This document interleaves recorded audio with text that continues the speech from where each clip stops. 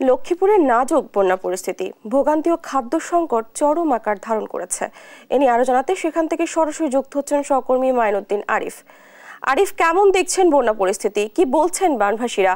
আরো একটি বিষয় জানাবেন, ত্রাণ পৌঁছাতে কি ধরনের উদ্যোগ নেওয়া হচ্ছে? ডানা, আমি এই মুহূর্তে আছি লক্ষ্মীপুরের দিগুলি ইউনিয়নের ভেতরে। এখানকার প্রত্যেকটি বাড়ি ঘর রয়েছে, সেগুলো পানির নিচে রয়েছে।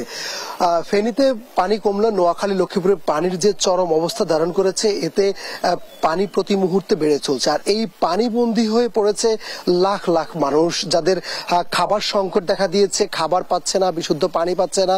কিছু ত্রাণ আসছে দেশের বিভিন্ন জায়গা থেকে, ব্যক্তিগত উদ্যোগে কিংবা বিভিন্ন সংগঠন থেকে, তবে সেটি আসলে এইখানকার তুলনায় খুবই সামান্য পরিমাণে। যেখানে হচ্ছে যে ত্রাণের সংখ্যা আসছে, সে ত্রাণের সংখ্যা কম, মানুষ খাবার পাচ্ছে না এবং হচ্ছে দীর্ঘ ৪-৫ ঘন্টা বা ৮-১০ ঘন্টা দাঁড়িয়েও তারা তাদের একটি খাবার সংগ্রহ করতে পারছে না। এই নিয়ে আসলে তারা অনেক ভোগান্তিতে রয়েছে এবং তারা বলছেন যে কয়েকটি গাড়ি আসছে সেগুলো মেইন সড়কে শেষ হয়ে যাচ্ছে।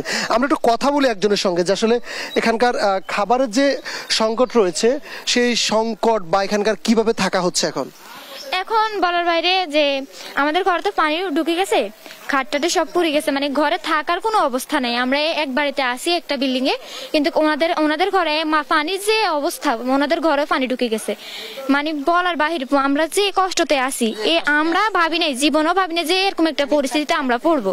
খাবার দাবার পাচ্ছে, খাবার দাবার বলছি তো, ত্রাণ আসতেছে বিভিন্ন জায়গা থেকে, কিন্তু আমরা সঠিকভাবে পাচ্ছি না। জি, অনেক কম। আমরা আরেকজনের সঙ্গে একটু কথা বলি। মা, আপনারা খাবার দাবার পাচ্ছেন, কিভাবে পানিতে থাকতেছেন এখন? আমরা হানিতে আসি, আসি কোন রকম, অনেক কষ্টে আসি, খানালো না হাইনি। আমরা অনেকক্ষণ ধরে অপেক্ষা করছেন, কতক্ষণ অপেক্ষা ছিলেন এখানে? ঘন্টাই এনে খাড়াই রয়েছে, হানির মেয়েদের হাইনি দেয় না, হাইনি 1 ঘন্টা খাড়াই রয়েছি। আমরা কথা বলছি, আমরা একটু আরেকজনের সঙ্গে একটু কথা বলবো। আপনার সাথে একটু কথা বলি। এখানে কিভাবে এখন থাকছেন? ঘর তো পানি ঢুকে গেছে, খাবার পাচ্ছেন কিনা, বিশুদ্ধ পানি পাচ্ছেন কিনা? আমরা এখন থাকি, আমার আম্মু আরেক বাড়িতে থাকে, আমার আর আমার বোনকে আর কি আমার নানু বাড়ি পাঠিয়ে দিছে, আর আমার ভাইয়া বাজারে তার একটা ফ্রেন্ডের সাথে থাকে আর কি। পানি উঠে গেছে সব জায়গায়? জি, আমাদের ঘরে অনেক পানি আর কি, বাড়ির মধ্যে বুক সমান পর্যন্ত। খাবার দাবার পাচ্ছেন, ত্রাণ পাচ্ছেন? খাবার দাবার বলতে মানে যেটুকু মানে ত্রাণ এদিকে আসতেছে, মানে মানুষের একবারের জায়গা 3-4 বার নিয়ে নেয়, আর কেউ পায় না। আবার আমরা কথা বলছিলাম এখানে, আসলে এখানকার যারা বানভাসী রয়েছে তাদের সঙ্গে। তারা যেটি বলছেন যে আসলে খাবার যেগুলো আসছে সেগুলো খুবই অপ্রতুল, এই এখানকার মানুষ অনুযায়ী সেটি খুবই কম। আর তারা বলছেন যে অতি শীঘ্র যদি ত্রাণ বাড়ানো না যায় এবং বিশুদ্ধ খাবার পানি না দেওয়া যায়, তাহলে এই মানবিক যে বিপর্যয় সেটি আরো চরম আকার ধারণ করবে। তাই সমাজের বিত্তবান এবং সরকারের পক্ষ থেকে এই ত্রাণ তৎপরতা আরো বাড়ালে মানুষ অন্ততপক্ষে বেঁচে খেয়ে থাকতে পারবে। এই ছিল আমার কাছে ডানা বন্যার সর্বশেষ সংবাদ।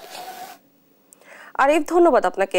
লক্ষ্মীপুর থেকে সেখানকার বন্যা পরিস্থিতির খবর জানাচ্ছিলেন আমাদের সহকর্মী।